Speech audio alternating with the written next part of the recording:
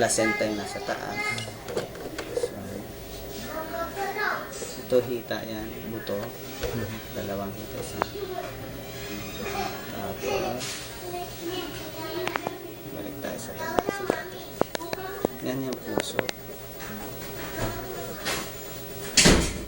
Yan, Dok, bili niyo daw po si Jenny ng ulam. ito yung abdomen. Kasi ayungin daw ulam niyo. Hindi na po sinabi. Ito yung ball.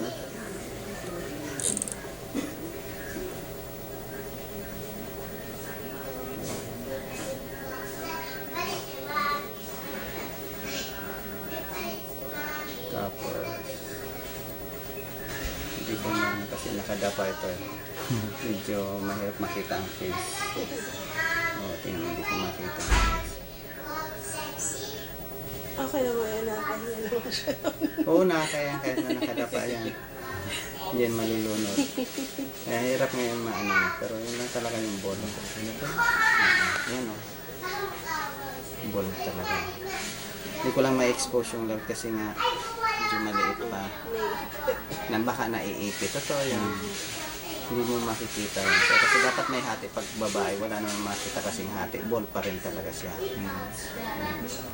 Yep.